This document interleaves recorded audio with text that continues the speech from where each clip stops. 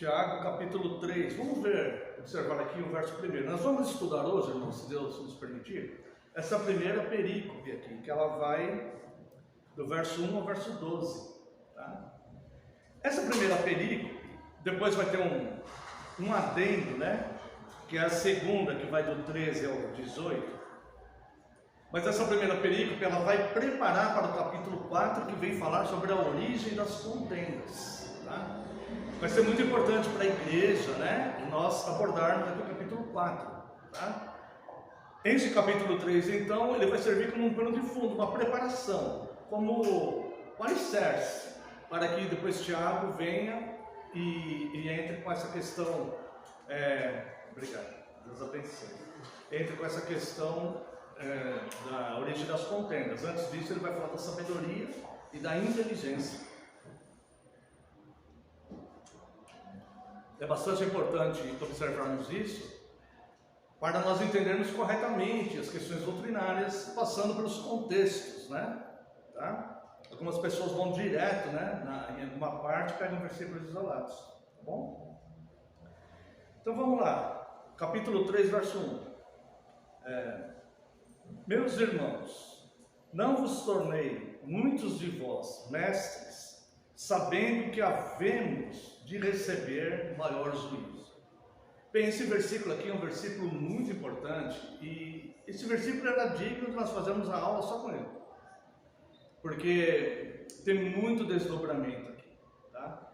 Então, veja bem, Tiago ele vai falar de origens de contenda e antes disso ele vai fazer essa preparação onde ele vai falar da língua, o perigo que é a língua e a dificuldade que nós temos de controlar a nossa língua.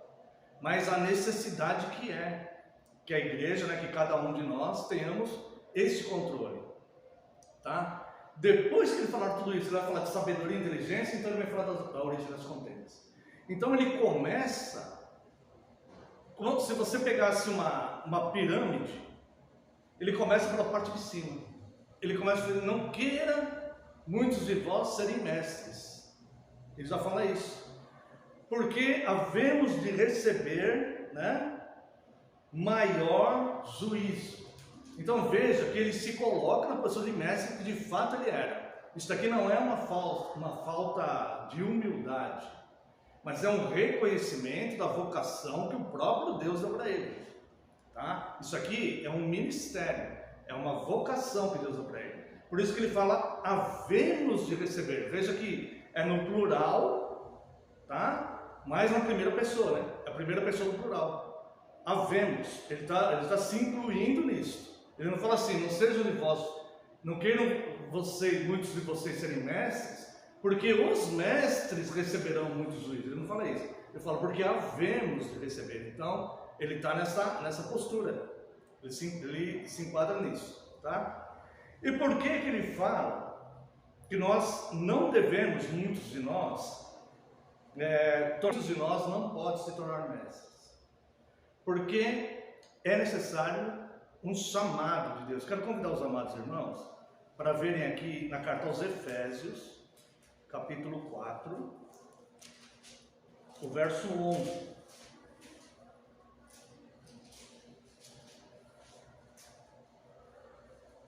Tá?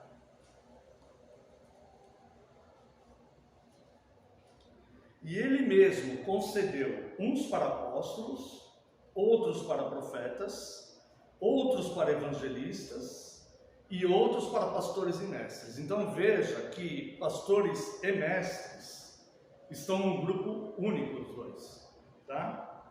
Então são três tipos, são três tipos diferentes e pastores e mestres, que é um grupo, é um ministério. Então veja aqui, ó. E ele concedeu uns para apóstolos, outros para profetas. Tá vendo a diferença? Apóstolos, outros para profetas, tá? Outros para evangelistas. São três grupos distintos aqui ministeriais. E outros para pastores e mestres. Ele não fala de outros para pastores e outros para mestres. Ele não fala isso. Conseguiu perceber essa coisa? Então, veja que pastores e mestres, eles estão num grupo ministerial, tá? Então o que acontece? Desse grupo aqui, dessas 5 vocações que tem nesses 4 grupos, são 5 vocações e 4 grupos ministeriais. Tá? Isso é muito importante observar, por quê? Porque o pastor, ele tem que ser mestre. O pastor tem que saber ensinar. Porque porque se você dividir como eles fazem, né? Como eles fazem aí fora, inclusive em alguns seminários, divide em 5 dons ministeriais, você separa pastor de mestre. Você aniquila o contexto, que está falando que pastores de mestre são chamados para a edificação do corpo, para o amadurecimento dos irmãos, para que os irmãos fiquem preparados para não serem levados ao redor por todos os ventos de doutrina e tal, né? E lá para Timóteo, Paulo, quando ele está chamando Timóteo para pastorear a igreja de Éfeso, né? Ele escreve a carta, ele fala as características pastorais. E ele fala, né? Ninguém despreza a tua mocidade e tudo mais. E fala que o pastor que se esmera no ensino é digno de dobrados honorários.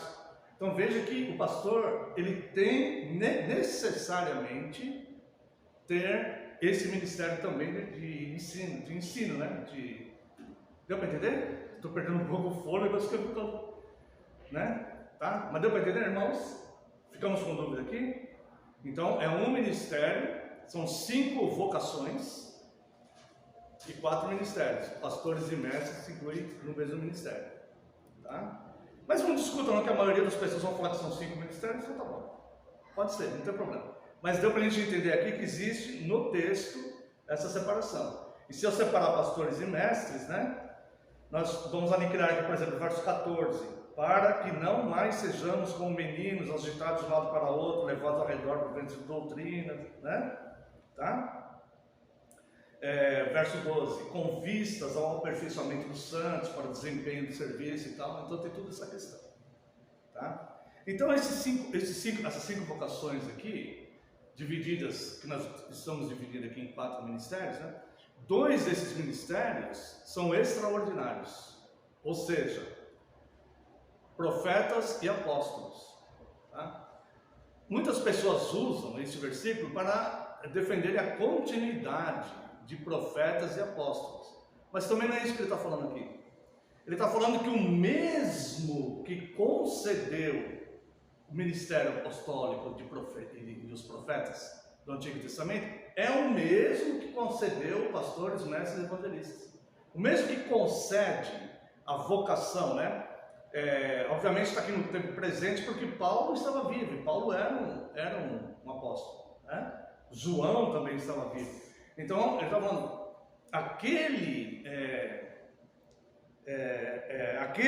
verso, qual é o verso, né? Do 11, né? E ele mesmo, né, que é Cristo, concedeu uns para apóstolos, outros para os profetas, outros para evangelistas. Então, apóstolos e profetas são os ministérios extraordinários que já cessaram, né? Então o que acontece? Profecia, não existe mais profeta hoje é a Bíblia. Deus, ele já deu revelação, os cânones estão encerrados. Toda profecia, toda palavra profética, né? Toda nova revelação, toda revelação de Deus já está encerrada nos cânones, quando encerrou os cânones, tá? Como que é a profecia hoje? A profecia, ela está relacionada à verdade. Então, quando nós pregamos essa profecia já lançada pelos profetas do Antigo Testamento e os apóstolos do Novo Testamento, nós estamos profetizando. Nós não estamos trazendo novas revelações além das que Deus deu para eles. Nós estamos falando sobre as revelações que Deus deu para eles. Nós estamos falando dessa profecia que já está encerrada e não novas revelações. Deu para entender, irmãos? Ficamos com alguma dúvida aí? Não? Veja só aqui, ó, quer ver? Só para a gente amarrar bem. Efésios 2, aqui mesmo na carta aos Efésios 2, 20 a 22. Verso 20. Edificados sobre o fundamento dos apóstolos e profetas, sendo ele mesmo Cristo Jesus a pedra angular, no qual todo o edifício bem ajustado cresce para o santuário dedicado ao Senhor. E tem outras passagens também, né? Mas, então o que acontece? O Evangelho, as doutrinas, a postura da igreja, questões litúrgicas, a conduta da igreja e tudo, está fundamentado nos apóstolos e profetas. Por quê? Porque Deus deu essa revelação para os apóstolos e para os profetas. Está dando para entender? Então, qualquer um que veio depois disso, depois dos cânones encerrados, né? Qualquer um que veio, seja a sua vocação de pastor, de mestre, de evangelista, ele vai ter que trabalhar sobre esse fundamento que foi dado pelos apóstolos e pelos profetas. Que Deus deu pelos apóstolos e pelos profetas. Tá? Então, eu não posso, por exemplo, trazer uma nova revelação para os irmãos que não está revelada nas Escrituras. Não existe autoridade para fazer isso. Tá? Então, todo edifício bem ajustado, ele vai estar fundamentado, né, no que foi lançado pelos profetas e pelos apóstolos, tá? Que receberam, né, diretamente a revelação de Deus. Quero convidar também os irmãos a segunda carta de Pedro, capítulo 1, verso 20. Sabendo primeiramente isto, porque nenhuma profecia da Escritura provém de particular elucidação. Porque nunca, jamais, qualquer profecia foi dada por vontade humana. Entretanto, homens santos falaram da parte de Deus, movidos pelo Espírito Santo. Tá? Então, a revelação foi dada para profetas e também para os apóstolos. Se você quiser olhar aqui, Atos dos Apóstolos, capítulo 1.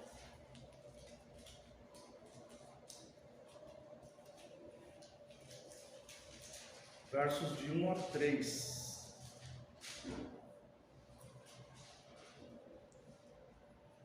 Escreve o primeiro livro ao Teófilo, relatando todas as coisas. Aqui é Lucas, né, que está escrevendo, né?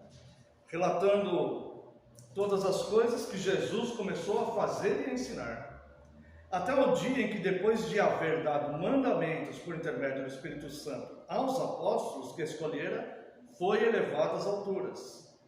A estes também, depois de ter padecido, se apresentou vivo, com muitas provas incontestáveis, aparecendo-lhe durante 40 dias e falando das coisas concernentes ao reino de Deus. Então veja que após a ressurreição de Cristo, né, Cristo ele apareceu para os apóstolos e trouxe, né, porque tem coisas que os apóstolos lançaram ali, nas cartas, que você não vê nos evangelhos, né? Então tem pessoas que falam assim, mas Jesus não falou aquilo, né, nos evangelhos. Então nós não precisamos reconhecer os apóstolos. Sim, tudo que os apóstolos escreveram, os apóstolos não escreveram aleatoriamente. Eles escreveram fundamentados no que o próprio Cristo passou para eles após a ressurreição, conforme Lucas testifica aqui em Atos 1, de 1 a 3. Deu para entender? Dúvidas? Se alguém tiver dúvida, fala, tá? Não fiquem com dúvidas não. Tá bom? Então, voltando ali para Tiago, né? Ele vai dizer aqui então que há muita responsabilidade nisso, porque desses ministérios, tá? Vamos dizer, desses dons vocacionais, esses 5 dons vocacionais que foram mencionados ali, né? 2 extraordinários e 3 ordinários, que são evangelistas, pastores e mestres. Esses, a igreja continua, Deus continua vocacionando pessoas com essas coisas. Por que é importante, irmãos, falar isso da questão tanto dos profetas como dos apóstolos, né? Um dos grandes erros, porque nós sabemos que a Igreja Católica Romana se desviou ao longo do tempo, né? Os reformadores corrigiram a igreja, tá? E aí foi. Por que a Igreja Católica Romana ela se desviou tanto assim? Eles têm a doutrina da sucessão apostólica. Então, para eles, o Papa, ele é sucessor de Pedro. Então, por isso que ele se chama vigário, né? Que em latim é vicarius. Essa palavra vicarius, em latim, significa substituto.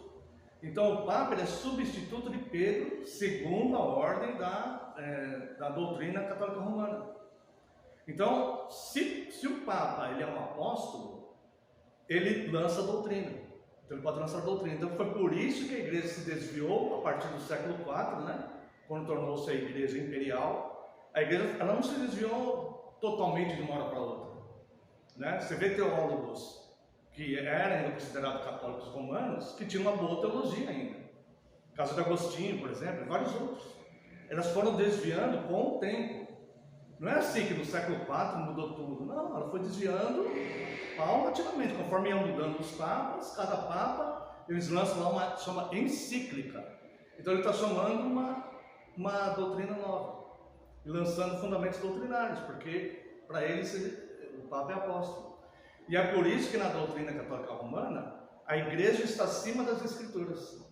Na doutrina reformada não, as escrituras estão acima da igreja. Então nós só fazemos o que as escrituras permitem e não fazemos o que ela proíbe.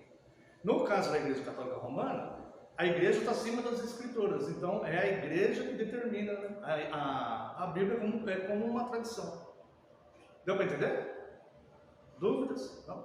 Então é por isso que vemos movimentos, né, que nós falamos, irmãos, não convém que isso seja assim, que isso é errado. Até mesmo no meio evangélico, que tem também a sucessão apostólica, né? Isso não... O apóstolo ele pode lançar doutrina, né?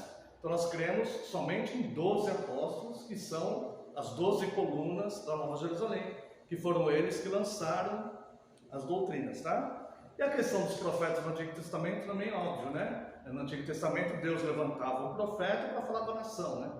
Hoje essa revelação toda já está pronta, né? Então o profeta, o eixo principal da profecia era Cristo, né? E Colossenses 1,19, toda a plenitude já está em Cristo, tá bom? Vamos lá, verso 2, vamos voltar lá para Tiago.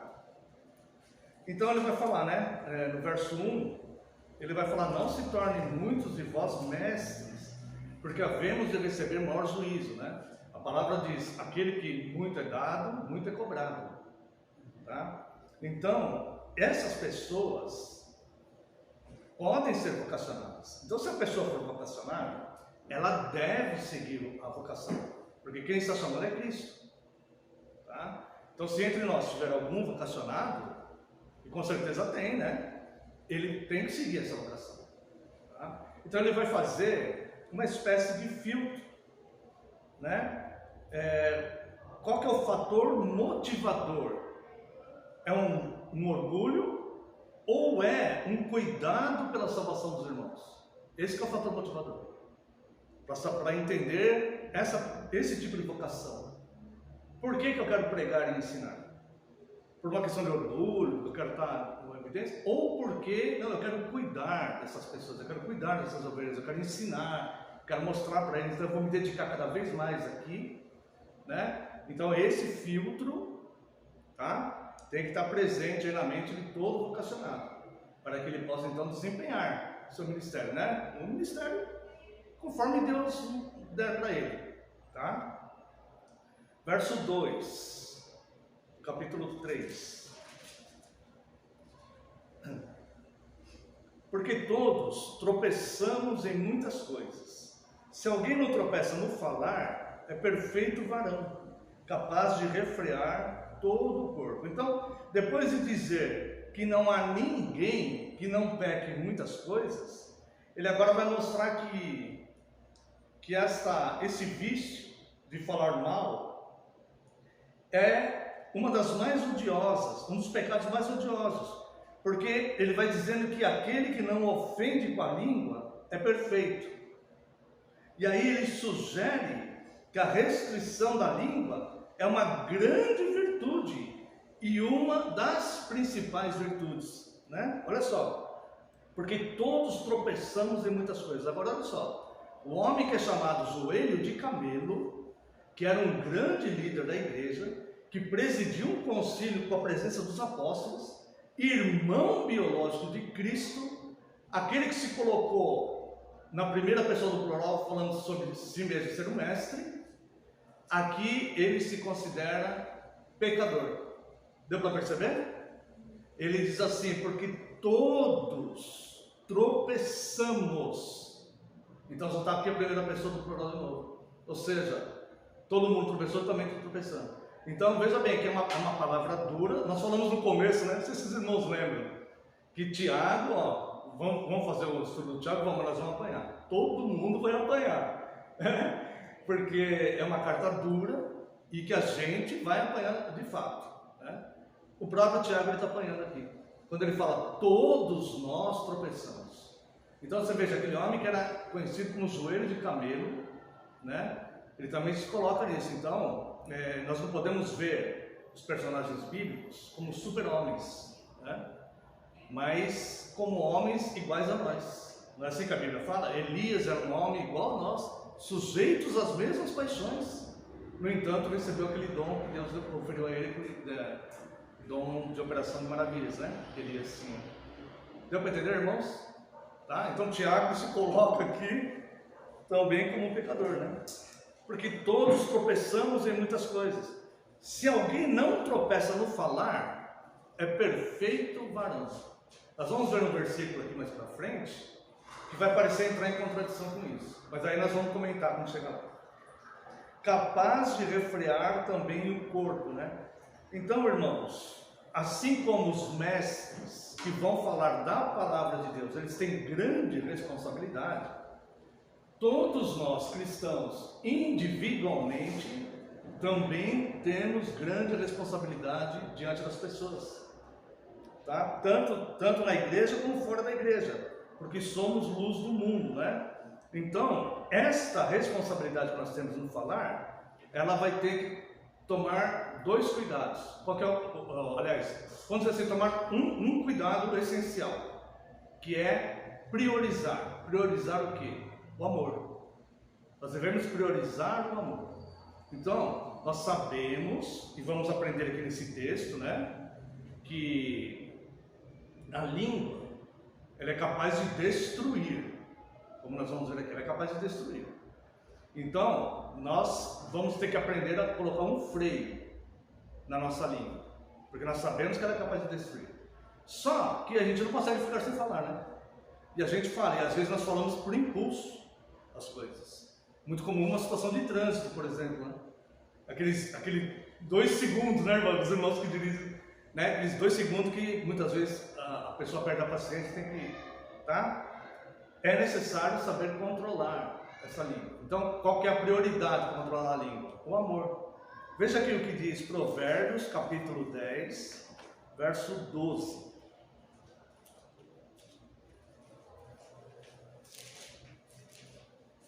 Provérbios 10, 12. O ódio excita contendas, mas o amor cobre todas as transgressões. Então, é assim, para que a gente consiga dominar este órgão que nós temos, né? Este membro que nós temos, que ele é difícil de controlar, que é a língua. E que era difícil para Tiago também, e é difícil para todo mundo, tá? Nós devemos, então, priorizar o amor. Não tem nenhum de nós, irmãos, que nunca se arrependeu de algo que tenha falado. Não tem nenhum de nós que nunca magoou ninguém. Não tem nenhum de nós. Essa que é a verdade. Não tem nenhum de nós que nunca falou algo, depois pensou assim, pô, não devia ter falado isso, né? Não devia ter falado isso daí. Não tem nenhum de nós, tá? Mas a palavra de Deus, ela vai nos encorajar, ela vai nos ensinar, né, a pensar nessa prioridade, sempre no amor. O amor encobre transgressões. O ódio excita contenda. Vai excitar. Né? Agora o amor, ele encobre transgressões. Tá? Então, às vezes, irmãos, falando assim, eu não estou falando que eu sou assim, né? Estou falando o que deve ser o certo. Tá? Às vezes, é melhor a gente, mesmo na razão, sofrer o dano, para evitar um mal pior. Mesmo na razão. Tenho certeza que eu estou com a razão nisso. Mas, às vezes, o outro não está nem preparado para entender essa razão. Talvez ele não tenha amadurecido ainda, eu não sei, talvez falte alguma coisa, não sei. Né? Talvez você tenha razão com relação a alguma coisa com relação a mim. Tá? Você pode chegar e me exortar em amor. Mas, se você falar de repente de uma outra forma, isso pode me desestabilizar, causar um mal que nem você queria que acontecesse. Né? Então, às vezes, é melhor calar do que falar, né? Então é isso que o Tiago está falando aqui, para a gente tomar bastante cuidado com relação a isso, tá? Olha só o que ele fala nos versos 3 e 4. Ora, se pomos freio na boca dos cavalos para nos obedecerem, também lhe dirigimos o corpo inteiro. Observai igualmente os navios, que sendo tão grandes e batidos de rijos ventos, por um pequeníssimo leme, são dirigidos para onde queira o impulso do timoneiro. Então olha só, se nós colocamos freios na boca do cavalo e um pequeno leme de um navio que muitas vezes está afrontado por ventos fortíssimos, tempestades inimagináveis em alto mar, né? Não são tempestades como a gente vê aqui, né? com o para-raio que nós temos aqui, não, ondas mesmo levantando e batendo fortemente no navio. Um pequeno leme, ele se inclina para o lado que o timoneiro quer. Ele consegue, um bom timoneiro, né? Um bom piloto de navio. Hoje os equipamentos são diferentes, né? Naquela época um leme, um bom timoneiro conseguia contornar essas situações tão adversas e salvar toda uma tripulação e passageiros e cargas que ele estava levando, conduzindo ali, né? Então, por essas duas comparações aí, Tiago, ele tenta provar, né, que grande parte da verdadeira perfeição está em como o homem exerce a língua, como o homem usa a língua e como ele exerce o domínio sobre ela. Se é alguém que consegue, se preocupa, está atento em exercer um domínio sobre ela, né? Quanta coisa a gente já falou no passado e a gente nem sabia que nós deveríamos tomar um cuidado de ter um domínio. Nós nunca nem pensamos nisso muitas vezes, né? Mas quando começamos a ter contato com a palavra de Deus, nós começamos a aprender essas coisas. E aqui, ó, como ele acabou de dizer aí, né? Ele compara a língua primeiro a um freio e depois a um leme de navio, tá? Em alguns momentos nós temos que frear, interromper a obra. Professor, olha, não tem aquele ditado, né, que fala assim, ó, ficou na ponta da língua, né? Quase falei, né? Deixa lá na ponta da língua, engole, muitas vezes é melhor, para não causar mal. O nosso objetivo, irmãos, não é provar que nós temos razão com as coisas.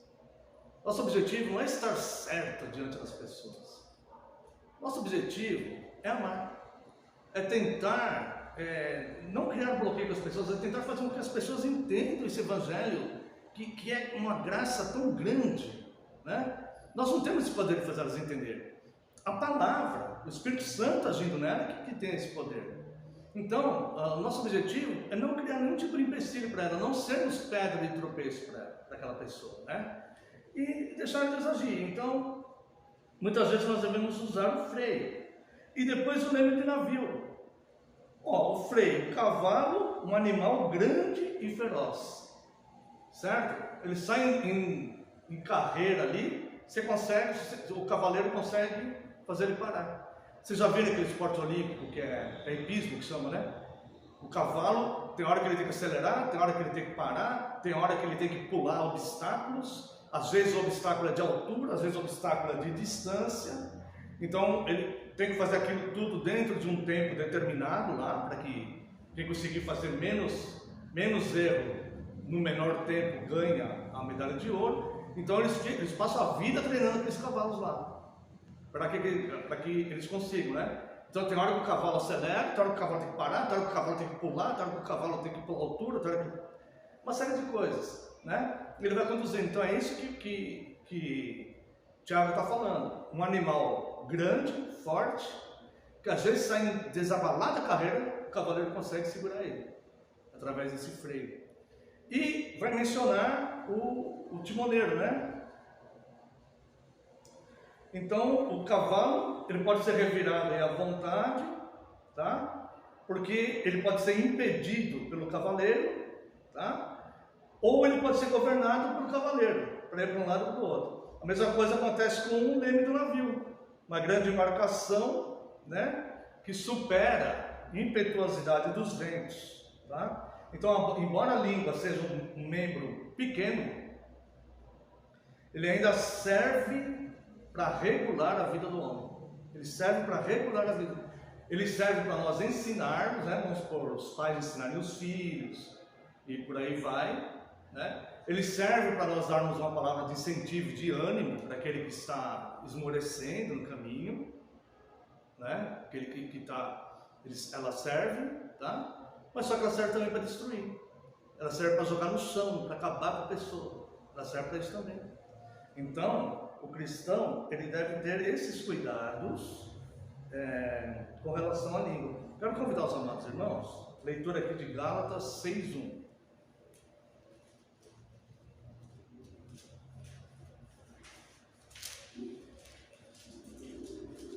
Irmãos, se alguém for surpreendido em alguma falta, vós que sois espirituais, corrigi-o com espírito de brandura, e guarda-te para que não sejais também tentado. Então veja que até nas exortações e correções e tudo, deve haver um espírito de brandura. Tá? O que quer dizer isso? Quer dizer que aqui nesse texto a pessoa foi surpreendida numa falta, de fato aquela pessoa está errada, é isso. Mas quem vai corrigir não pode chegar lá chutando a porta. É isso que está falando. Não é porque você está certo e ele está errado, né, que nós vamos chegar lá chutando a porta para corrigir aquela pessoa. Está dando para entender? Vamos com o espírito de brandura, porque o objetivo é tentar fazer com que aquela pessoa se corrija através daquela palavra e siga a caminhada dela cristã. E não prevalecer sobre ela, você está vendo? Você está errado e eu estou certo com o que eu estou te falando. Não é isso, não é isso. Mas o objetivo é tentar fazer com que aquela pessoa se conserte, perceba que está errado e tal, tá? 5, Tiago 3:5. Vamos acelerar aqui, né? Assim também a língua, pequeno órgão, se gaba de grandes coisas.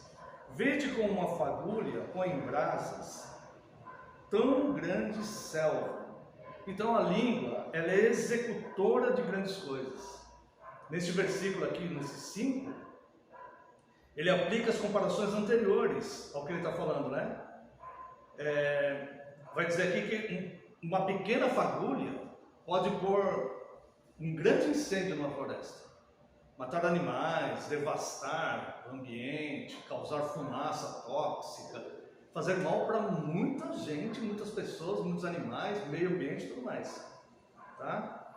Então ele quer dizer que a língua, ela é dotada de grande poder, tá? Por exemplo, uma pessoa vaidosa que busca a própria vanglória, ela não se adequa a usar o freio e o leme para cuidar da língua, porque ela vai querer a glória para ela. Então tudo que não importa se ela fizer alguém cair, se ela pisar em alguém, se alguém for desmoralizado, né? O que vai importar para ela, para essa pessoa, é receber as glórias de algum tipo de coisa aí, tá? Então ela não vai usar esse freio.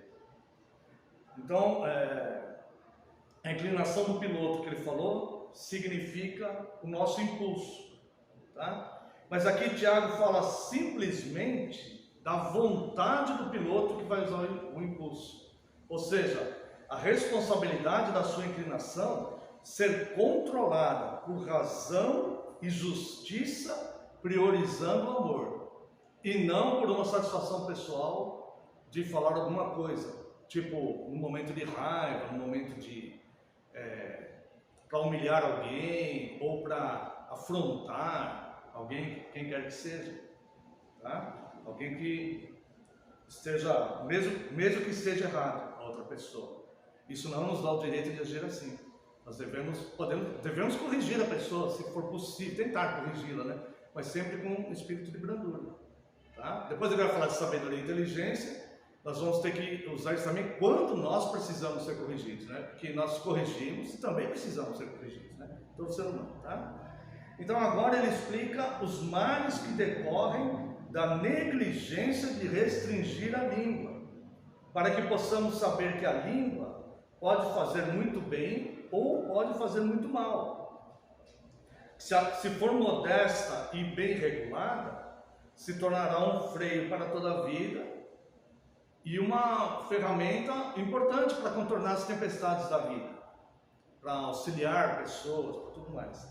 Agora, se ela for petulante e violenta, ela é como um fogo que destrói todas as coisas, tá? Tem um agravante, que a língua, ela representa como um pequeno ou pouco fogo, uma fagulha. Pode intimar, né? Pode causar um grande problema e causar muitos danos. Tá? Olha só o que ele vai falar da língua no verso 6. Ora, a língua é fogo. Olha só essa expressão que Tiago usa aqui, irmãos. É mundo de iniquidade. Sabe o que é iniquidade, né? Iniquidade é pecado sobre pecado, pecado sobre pecado, pecado sobre pecado. Sem correção, sem freio, quando a pessoa ela não interrompe aquele hábito que ela tem pecaminoso, aquilo se torna uma iniquidade. Tá? Então, pessoas que cometem sempre o mesmo tipo de pecado e tal, ela está na iniquidade, cometendo iniquidades. Né? Aqui vai falar que a língua é um mundo de iniquidade. E esse vício vai se tornar pior do que outros. Por quê? Porque outros vícios, muitas vezes, até a pessoa que não é cristã, com o tempo e com a experiência, ela consegue dominar aquilo e abandonar. Muitas vezes consegue.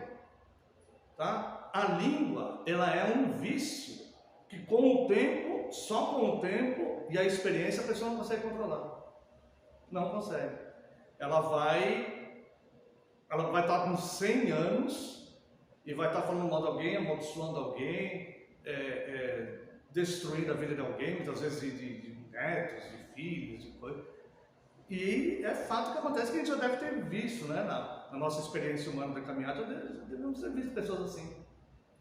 Então, o tempo, ela não consegue. Não é como outros vícios que a pessoa, com o tempo e a experiência, a pessoa consegue dominar aquilo. Fala, quando eu era mais jovem, a pessoa nem precisa lá. Quando eu era mais jovem, eu vivia fazendo um negócio, só que agora eu não faço mais, não, parei. A língua não, ela vai estar lá com 100 anos, ela vai estar do mesmo jeito. Tá? Então é um mundo de iniquidade, uma aparência frágil, tá? Não deve ser para o cristão engano, tá? Porque não deve nos enganar achando que não vai causar grandes males. Você vê uma velhinha distinta ali, um velhinho bem vestidinho, experiente e tudo, né? De repente, o que ele fala pode destruir alguém também, do mesmo jeito. Tá? Então essas coisas não devem enganar os cristãos. Então, a língua é fogo, é mundo de iniquidade. A língua está situada entre os membros do nosso corpo, no verso 6, né? E contamina o corpo inteiro. E não só põe em chamas toda a carreira da existência humana, como também é posta ela mesma em chamas pelo inferno. Olha só, põe em chamas a carreira humana e ela mesma é posta em chamas pelo inferno. Uma referência claríssima, né, ao 9º mandamento, Êxodo 20:16, né? Não levante falso testemunho contra as pessoas. O 9º mandamento vai ensinar a manter a reputação das pessoas, né? A não levantar um falso testemunho contra as pessoas, né? Não difamar as pessoas e tudo mais, tá? E também diversas outras passagens. Eu quero comentar com os irmãos aqui rapidamente, o tempo já está acabando, né? Primeira carta de Pedro, capítulo 3, verso 8. Todos encontraram aí? 1 Pedro 3:8. Finalmente, sede todos de igual ânimo, compadecidos, fraternalmente amigos, misericordiosos, humildes, não pagando mal por mal ou injúria por injúria. Antes, pelo contrário, bendizendo, pois para isto mesmo foste chamados, a fim de receberdes bênção por herança. Pois quem quer amar a vida e ver dias felizes, refreie a língua do mal, e evite que os seus lábios falem dolosamente. Aparte-se do mal, pratique o que é bom, busque a paz e empenhe-se para alcançá-la. Porque os olhos do Senhor repousam sobre os justos, e os seus ouvidos estão abertos às suas súplicas. Mas o rosto do Senhor está contra aqueles que praticam males. Então, quando o cristão lê esse verso 12, automaticamente ele se compara no primeiro grupo. Eu creio que todos os cristãos, né? Não podemos falar todos nunca, né? Generalizar, mas a maioria, né? Porque os olhos do Senhor repousam sobre os justos e os seus ouvidos estão abertos às suas súplicas. Obrigado, Senhor, porque eu sou justo. Ah, mas aí tem uma vírgula. Tem uma vírgula aqui. Mas o rosto do Senhor está contra aquele que pratica males. O que ele está falando nesse contexto? Sede todos de igual ânimo. Estamos sendo todos de igual ânimo? Compadecidos. Esse é o justo.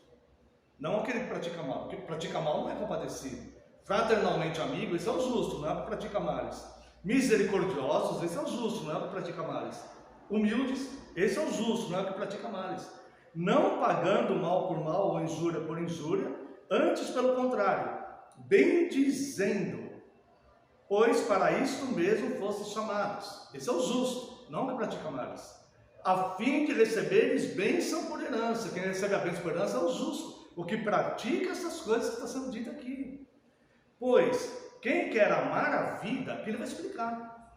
Quem quer amar a vida, ver dias felizes, refreie a língua do mal. Olha o freio. Refreie a língua do mal. E os seus lábios de falarem dolosamente. Não fale dolosamente. Dolosa é premeditar o mal, né?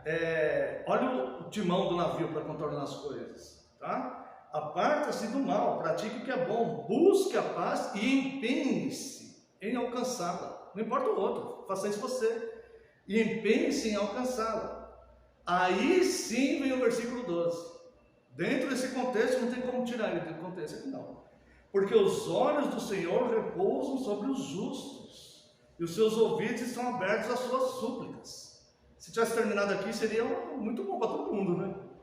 Mas tem uma vírgula e continua, e a gente não pode fingir que não tem. Mas o rosto do Senhor está contra aqueles que praticam os males, que é totalmente o oposto às virtudes que ele fala aqui para a gente praticar. Tá? Então o significado é que quando outros vícios são corrigidos, que nem eu falei agora há pouco, por idade ou pelo tempo, a língua não. A língua, ela só vai ser corrigida se a pessoa praticar o que o próprio Tiago falou no capítulo 1, nós já passamos por ele, versos 23 e 24, os irmãos vão lembrar. Porque se alguém é ouvinte da palavra, Tiago 1, 23 e 24, porque se alguém é ouvinte da palavra e não praticante, assemelha-se ao homem que contempla no espelho o seu rosto natural, pois a si mesmo se contempla e se retira, e para logo se esquece de como era a sua aparência. Né? Então é necessário atenção nisso. É isso que está falando. Tá? Depois, né, verso 7 a verso 10. Verso 7. Pois toda espécie de feras, de aves, de répteis, de seres marinhos se doma e tem sido domada pelo gênero humano. A língua, porém, nenhum dos homens é capaz de domar. É mal incontido, carregado de veneno mortífero. Com ela bendizemos ao Senhor e Pai, também com ela amaldiçoamos os homens, feitos à semelhança de Deus. Olha o verso 8. A língua, porém, nenhum dos homens é capaz de domar. E olha o verso 2. Porque todos tropeçamos em muitas coisas. Se alguém não tropeça no falar, é perfeito varão. Alguém vai ler isso aqui e vai falar assim, mas tem incoerência aqui. Porque aqui ele fala que se a pessoa não cair aqui no erro da língua, não tropeçar no falar, é perfeito varão. E no 8 ele fala que ninguém é capaz de domar a língua. O que ele está dizendo? É exatamente isso que ele está dizendo. Nenhum de nós é perfeito. Todos nós estamos sujeitos a tropeçar nas palavras. Porque todos nós, nenhum de nós consegue domar isso. Vem um impulso, dá aqueles 5 minutos ali, e a gente fala que não deveria. Não pode acontecer isso? Quem pode dizer, nunca vai acontecer comigo? Ninguém pode dizer isso. Então, qual que é o nosso compromisso diante disso? Né? Procurar nos esmerar para não cometermos esse mal. Cientes que estamos diante da palavra de Deus. Vou ter que me corrigir nisso. Né? E olha, irmãos, eu vou ser sincero com os irmãos, que a gente falou no começo, todo mundo apanha. Nós vimos até o Tiago apanhando aqui dele mesmo. Né? E todos nós. Então, é uma obrigação da igreja tomar esse cuidado. Né? Que nós devemos tomar. Tá? Priorize sempre o amor. Às vezes nós estamos cobertos de razão. Mas para quê? Para quê jogar alguém no chão ali? Para quê desmotivar alguém? Para quê humilhar a pessoa? Para quê tirar o ânimo dela? Para que fazer isso? Né? Vamos, como timoneiro do navio, procurar. Nós vamos ver aqui sabedoria e inteligência. Nós vamos precisar de sabedoria para usar a língua, né? Vai ficar para a próxima aula, que a gente já não tem mais tempo. E verso 11 e 12, capítulo 3, né? Acaso pode a fonte jorrar do mesmo lugar o que é doce e o que é amargoso? Acaso, meus irmãos, pode a figueira produzir azeitonas ou a videira figos? Tampouco fonte de água salgada pode dar água doce. Tá? Verso 10 ele fala: de uma só boca procede bênção e maldição. Meus irmãos, não é conveniente que essas coisas sejam assim. Então a gente tem que pegar, a gente tem que entender o verso 10, que não é conveniente que essas coisas sejam assim. Pegar o verso 11, o verso 12 e falar: Senhor, não pode jorrar do mesmo lugar água doce e água amarga. Não pode. Não pode a videira produzir figos ou azeitonas. Não pode. Ela tem que produzir uva, né? Não pode a água salgada produzir água doce.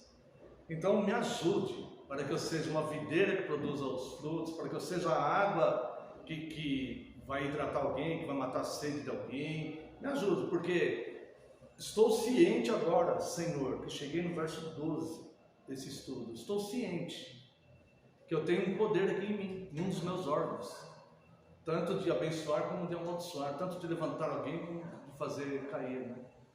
E eu quero ser bom, benigno. Amém? Vamos terminar aqui. Pode tirar a gentileza?